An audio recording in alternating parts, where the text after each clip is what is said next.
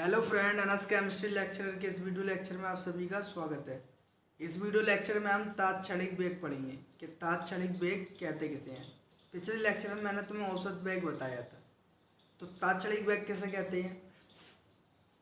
जैसे मुझे फिरोजाबाद से आगरा जाना है, जब मैं फिरोजाबाद से आगरा जाऊँगा तो मेरी गाड़ी की स्पीड कहीं तेज़ होगी, कहीं हल्की होगी, और कहीं पर मेरी गाड़ी बिल्कुल रुक जाएगी। तो मेरी गाड़ी एक स्पीड में चल रही है। अब मैंने उस स्पीड को देखा कि मेरी गाड़ी कितनी स्पीड में चल रही है, तो मैंने देखा 30 की स्पीड से चल रही है। तो मैंने जो अपनी गाड़ी का वास्तविक वेग देखा, यानी जो मैंने देखा कि 30 की स्पीड में चल रही है मेरी गाड़ी, वो क्या होगा, उसका तात्क्षणिक वेग हो गया। फिर मैंने देखा मेरी गाड़ी 70 की स्पीड से चल रही है, तो जिस क्षण मैंने अपनी गाड़ी की स्पीड नापी वो क्या है, वास्तविक वेग। और उस वास्तविक वेग को ही हम क्या कहते हैं, तात्क्षणिक वेग कहते हैं। किसी निश्चित क्षण पर अभिक्रिया का वास्तविक वेग उस अभिक्रिया का तात्क्षणिक वेग कहलाता है। तात्क्षणिक वेग प्राप्त करने के लिए औसत वेग के समय अंतराल को डेल्टा टी से घटाकर शून्य की ओर ले जाते हैं। तो किसी निश्चित क्षण पर, यानी जिस क्षण पर मैंने अभिक्रिया का वेग देखा कि मेरी गाड़ी किस स्पीड से चल रही है, वो मेरी वेग क्या है, तात्क्षणिक वेग है। तो तात्क्षणिक वेग प्राप्त करने के लिए औसत वेग के समय अंतराल को डेल्टा टी से घटाकर शून्य की ओर ले जाते हैं। तो औसत वेग किसे कहते हैं, तो तात्क्षणिक वेग क्या कहना है, तात्क्षणिक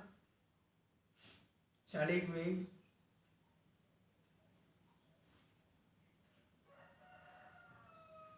तात्क्षणिक वेग तो तात्क्षणिक वेग ज्ञात करने की करते हैं औसत वेग के समय अंतराल को डेल्टा टी से घटाकर। तो औसत वेग क्या होता है आपका, मैंने बताया था आपको, माइनस वेग। मैंने बताया दो प्रकार के होते हैं, एक आपके अभिकारक का लिख लेते हैं हम, और एक किसका लिख लेते हैं, उत्पाद का लिख लेते हैं। तो अभिकारक में क्या होता था, माइनस आता था, और उत्पाद के में क्या आता था, प्लस आता था। तो अभिकारक का लिखते हैं तो क्या आएगा, minus delta R upon delta T.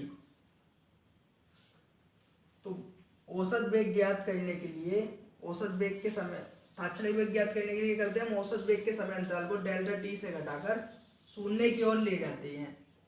तो डेल्टा टी से घटाकर किसकी ओर लेना, शून्य की ओर। तो लिमिट डेल्टा टी के समय अंतराल को घटाकर किधर लेगा, शून्य की ओर। तो ये क्या लिख गया आपका, तात्क्षणिक वेग लिख गया। अब जो बच्चे मैथ के नहीं है, मैथ के हैं, वो समझ गए होंगे, लिमिट और डेल्टा टी के समय अंतराल को घटाकर हम किससे लेंगे, शून्य की ओर ले गए।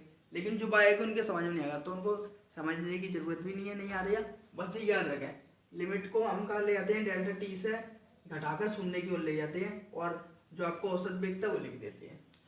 इसी तरह हम उत्पाद का लिख सकते हैं तो लिमिट डेल्टा टी के समय अंतराल को घटाकर हम किधर ले गए, शून्य की ओर ले गए। उत्पाद है तो प्लस में रहेगा आपका delta R upon delta T. ये किसका लिख दिया, आपका उत्पाद का लिख दिया। तो तात्क्षणिक वेग को एक तो हम minus delta R upon delta T से लिख सकते हैं, और एक ये उत्पाद है, और ये उत्पाद। तो एक तो अभिकारक का तात्क्षणिक वेग, एक क्या हो गया, उत्पाद का। यह इस तरीके से लिख सकते हैं, एक तो ये तरीका हो गया, यह तात्क्षणिक वेग को हम ऐसे लिख दिया, तात्क्षणिक वेग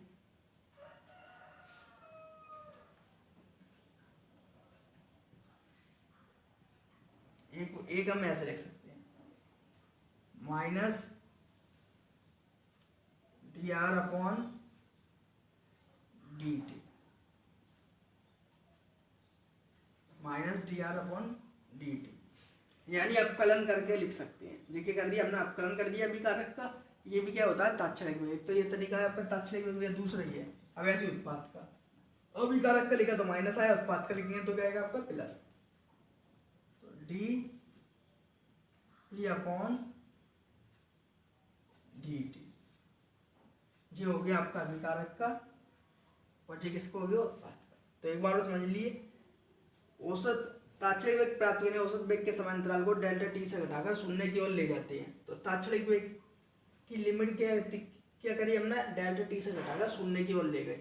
तो ये क्या है आपका, अभिकारक है, अभिकारक का वेग है। तो माइनस अभिकारक में लगता है, और उत्पाद के लिए क्या लगता है आपका, प्लस लगता है। और तात्क्षणिक वेग प्रक्रिया का हमने अपकलन कर दिया। तो ये आपके समझ में आ गया होगा, इसका स्क्रीनशॉट ले लें। फिर आगे मैं बताऊंगा वेग, यानी वेग समीकरण। कोई अभिक्रिया दी हो आपको तो उसका वेग समीकरण हम कैसे लिख सकते हैं। तो अब हम क्या सीखेंगे, अभिक्रिया का वेग लिखना सीखेंगे। तो वेग कैसे लिखते हैं किसी अभिक्रिया का, देखिए किसी अभिक्रिया के वेग को लिखते समय व्यंजक को संगत रस समीकरणीय मितीय गुणांक से भाग देते हैं। तो किसी अभिक्रिया, व्यंजक क्या होता है, यानी कोई अभिक्रिया दी है और उसके रस समीकरण मितीय गुणांक से भाग देते हैं। तो मैं बताता हूँ आपको रस समीकरणीय मितीय गुणांक कैसे कहते हैं। जैसे कोई एक अभिक्रिया है, एग्जाम्पल ले लीजिए, ये आपकी कोई अभिक्रिया है A B C C plus D D. तो यहाँ जहाँ small A, small B, small C, small D जो गुणांक दिख रहे हैं इसके संगत गुणांक, वो क्या है, रस समीकरण मितीय गुणांक। इस अभिक्रिया में जो स्मॉल ए है, स्मॉल बी है, स्मॉल सी है, स्मॉल डी है, वो क्या है आपके रस समीकरण मितीय गुणांक। ये क्या है आपके रस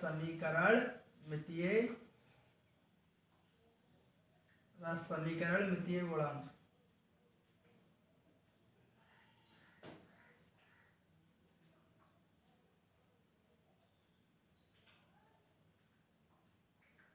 तो किससे भाग दे देते हैं, रस समीकरण मितीय गुणांक से भाग दे देते हैं। तो small A, small B, small C, small D क्या रस समीकरण मितीय गुणांक लिखे हैं। और इधर जो कैपिटल ए, कैपिटल बी है, ये क्या है आपके अभिकारक। कैपिटल ए, कैपिटल बी है, ये क्या है आपके अभिकारक।